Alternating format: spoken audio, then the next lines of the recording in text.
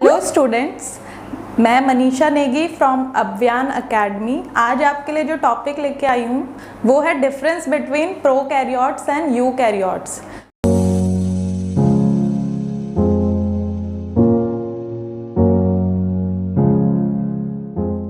जो सेल मतलब ऑर्गेनिज्म जो बने होते हैं वो सेल से ही बने होते हैं, ठीक है। उसी बेसिस पे हमने सेल को क्या किया है, डिवाइड। जो ऑर्गेनिज्म सिंगल सेल से बने होते हैं उन्हें यूनिसेलुलर ऑर्गेनिज्म कहते हैं। जैसे मेनली इसको हमने डिवाइड किया है प्रोकैरियोट्स, जो कि यूजुअली क्या होते हैं, unicellular organism. Those are made up of only one cell. और जो यूकैरियोट्स होते हैं those are multicellular organism, मतलब वो एक से कई ज़्यादा सेल से बने हुए होंगे। उन्हें बोलते हैं यूकैरियोट्स। तो जैसे कि आप बोर्ड पे देख रहे हैं कि यहाँ पे मैंने डिफरेंस लिखा है बिटवीन प्रोकैरियोट्स एंड यूकैरियोट्स। तो हमें कुछ बेसिक चीज़ें हमेशा पता होनी चाहिए। बेसिक जो डिफरेंस है बिटवीन प्रोकैरियोट्स एंड यूकैरियोट्स वो हमें अच्छे से पता होना चाहिए। पहले तो प्रोकैरियोट्स का मतलब क्या है। प्रो मतलब होता है प्री, मतलब बिफोर, और कैरियोट मतलब जैसे कैरी ऑन वर्ड है तो कैरी ऑन मतलब होता है न्यूक्लियस, तो बिफोर न्यूक्लियस, ठीक है। ये ऑर्गेनिज्म जो थे इवॉल्व हुए थे। प्रोकैरियोट्स जो होते हैं ये बहुत ही छोटे सेल्स मतलब छोटे ऑर्गेनिज्म होते हैं जिनका जो साइज होता है वो होता है 1 to 10 माइक्रोमीटर, ठीक है। और जो दूसरी साइड में है यूकैरियोट्स। यूकैरियोट्स जो होते हैं, यू मतलब ट्रू, इनके पास एक ट्रू न्यूक्लियस होता है। कैरियोट मतलब कैरियन मतलब न्यूक्लियस। इनके पास क्या होता है, ट्रू न्यूक्लियस, और वो प्री न्यूक्लियस मतलब बिफोर न्यूक्लियस। और इनमें यूकैरियोट का जो साइज होता है वो होता है 5 to 100 माइक्रोमीटर।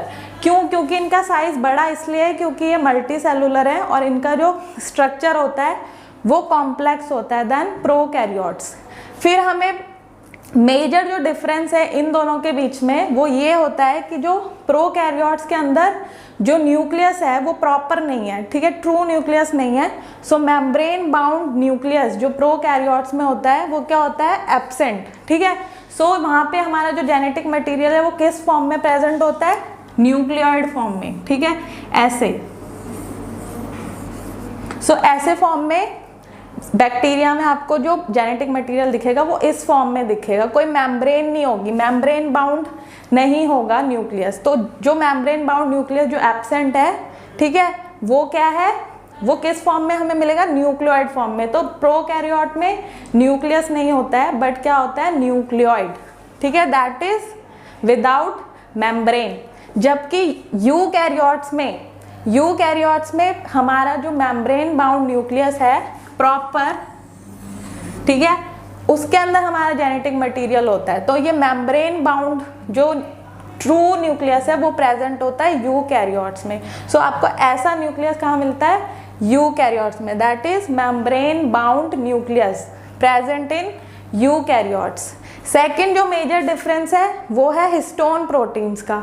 हिस्टोन प्रोटीन्स क्या करते हैं, ये डीएनए की क्रोमोसोम की टाइटली पैकेजिंग करते हैं, इसको एक्सटेंसिवली कॉइल्ड स्ट्रक्चर में लाते हैं ताकि एक छोटे से न्यूक्लियस में हमारा जेनेटिक मटेरियल क्या हो जाए, फिट। लेकिन यहाँ पे तो मेम्ब्रेन बाउंड न्यूक्लियस नहीं है, उसमें फिट करने की रिक्वायरमेंट भी नहीं है, इसलिए यहाँ पे हिस्टोन प्रोटीन्स क्या होते हैं, एब्सेंट। जबकि यहाँ पे हमारे यूकैरियोटिक सेल में हिस्टोन प्रोटीन्स प्रेजेंट होते हैं। हिस्टोन प्रोटीन्स आपको पता होगा, जैसे बेसिकली जो बेसिक अमाइनो एसिड होते हैं आर्जिनिन या लाइसिन, उन्हीं से हिस्टोन प्रोटीन्स बनते हैं और वो हमारे नेगेटिवली चार्ज डीएनए से बाइंड करके उसको एक्सटेंसिवली कॉइल्ड करते हैं ताकि वो एक छोटे से न्यूक्लियस में फिट हो पाए। देन थर्ड डिफरेंस जो है, प्रोकैरियोट में जो नंबर ऑफ क्रोमोसोम होता है वो 1 होता है, ठीक है, दे कंटेन ओनली 1 क्रोमोसोम। और यूकैरियोट्स में जो क्रोमोसोम होते हैं वो मोर देन 1 होते हैं। देन प्रोकैरियोट्स में जो डिवीजन है, सेल डिवीजन, वो माइटोसिस और मियोसिस के थ्रू नहीं होता, वो बर्डिंग और फिजन के थ्रू होता है, ठीक है। बर्डिंग करते हैं, अगर बैक्टीरिया को 2 में डिवाइड होना है तो वो क्या करते हैं, बर्डिंग, ठीक है, और फिजन। यहाँ पे यूकैरियोट्स में क्या होता है कि माइटोसिस और मियोसिस से ही क्या होता है, सेल डिवीजन, ठीक है।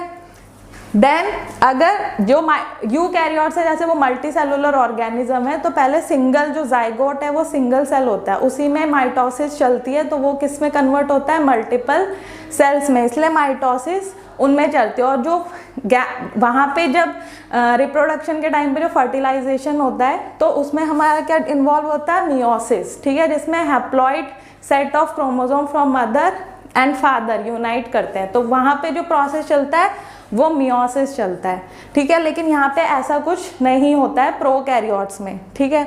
नेक्स्ट है कि इनकी जो प्लाज्मा मेम्ब्रेन होती है बैक्टीरिया की, उसमें स्टेरॉल्स नहीं होते हैं। स्टेरॉल्स क्या करते हैं, ये मेम्ब्रेन फ्लूइडिटी को उसमें हेल्प करते हैं, मेम्ब्रेन की फ्लूइडिटी में। लेकिन जो माइकोप्लाज्मा है, ठीक है, ये एक स्मॉलेस्ट बैक्टीरिया है, सबसे सिंपलेस्ट फ्री लिविंग बैक्टीरिया जो है वो है माइकोप्लाज्मा। इसे क्या कहते हैं, PPLO, ठीक है। इसे प्लूरो न्यूमोनो-लाइक ऑर्गेनिज्म भी कहते हैं। ये बहुत ही छोटा होता है बाकी बैक्टीरिया से, और ये सबसे पहले कैटल को जो डिजीज हुई थी प्लूरो न्यूमोनिया, वहीं से ये डिस्कवर हुआ था। एंड जो यूकैरियोटिक सेल है उनकी प्लाज्मा मेम्ब्रेन में आपको स्टेरॉल्स मिलेगा, जैसे कोलेस्ट्रॉल, ठीक है। और प्लांट की जो सेल वॉल होती है उसमें मेनली हमें जैसे स्टिग्मा स्टेरॉल, ठीक है, ये अलग अलग टाइप के कोलेस्ट्रॉल मिलते हैं। तो मतलब जो स्टेरॉल्स होते हैं वो प्रेजेंट होते हैं यूकैरियोट के प्लाज्मा मेम्ब्रेन में, while they are absent in plasma membrane of prokaryote except mycoplasma. Then next जो डिफरेंस है वो है कि इनमें मेम्ब्रेन बाउंड ऑर्गेनल्स जो होते हैं वो एब्सेंट होते हैं। मेम्ब्रेन बाउंड ऑर्गेनल्स जैसे क्लोरोप्लास्ट, माइटोकॉन्ड्रिया, लाइजोसोम, ठीक है, और गोल्जी, ER, सो वो मेम्ब्रेन बाउंड ऑर्गेनल्स यहाँ पे एब्सेंट होते हैं, जबकि मेम्ब्रेन बाउंड ऑर्गेनल्स हमें यूकैरियोट के केस में मिलते हैं सारे, ठीक है। जैसे अगर यहाँ पे माइटोकॉन्ड्रिया नहीं होता है तो बैक्टीरिया के केस में रेस्पिरेशन के लिए जैसे माइटोकॉन्ड्रिया नहीं है, जबकि यूकैरियोट में मेनली रेस्पिरेशन के लिए रिस्पॉन्सिबल जो ऑर्गेनल होता है वो होता है माइटोकॉन्ड्रिया, लेकिन बैक्टीरिया के केस में उसे कहते हैं मीजोजोम, ठीक है। सो बैक्टीरिया की जैसे सेल वॉल है तो उसी से एक एक्सटेंशन क्रिएट होती है, so this extension is known as mesosome and this is mainly responsible for respiration in prokaryotes. और जो यूकैरियोटिक सेल है उसमें रेस्पिरेशन के लिए कौन रिस्पॉन्सिबल होता है, माइटोकॉन्ड्रिया, जिसे हम powerhouse of the cell भी कहते हैं। देन सेक जो स्किप हो गया था 6 पॉइंट, दैट इज राइबोसोम। सो यहाँ पे राइबोसोम्स जो हैं वो 70S होते हैं प्रोकैरियोट में। 70S में 30S जो होती है वो स्मॉल सब यूनिट होती है और 50S जो होती है वो बिग सब यूनिट होती है। यूकैरियोट के केस में हमें जो राइबोसोम मिलते हैं वो 80S मिलते हैं, जिसमें 40S स्मॉल सब यूनिट होती है और 60S बिग सब यूनिट होती है। S मतलब सेटबग यूनिट। सेटबग यूनिट मतलब जब हमने राइबोसोम को सेंट्रीफ्यूगेशन करते हैं तो उसमें वो according to their density separate होते हैं, तो उसी सेडिमेंटेशन कोफिशिएंट को सेटबग यूनिट कहते हैं, जो कि हमें S फॉर्म में यहाँ पे लिखा है 40S and 60S। So this S mean Svedberg unit. Then जो 8 पॉइंट है डिफरेंस वो है सेल वॉल। सो प्रोकैरियोट्स में सेल वॉल प्रेजेंट होती है। सो सेल वॉल मेनली कौन सी होती है, पेप्टिडोग्लाइकन, जबकि यूकैरियोट्स में सेल वॉल ऐसा नहीं है कि एब्सेंट होती है, एब्सेंट सिर्फ एनिमल सेल में होती है, जबकि आपको प्लांट सेल में सेल वॉल मिलेगी which is made up of cellulose, और जो फंगी है उसमें सेल वॉल मिलेगी which is made up of chitin. So ये कुछ मेजर डिफरेंस थे जो आप लोगों को पता होने चाहिए। प्लीज़ इस वीडियो को आप अच्छे से देखिए, अपने फ्रेंड्स में इसको शेयर कीजिए, हमारे चैनल को सब्सक्राइब कीजिए।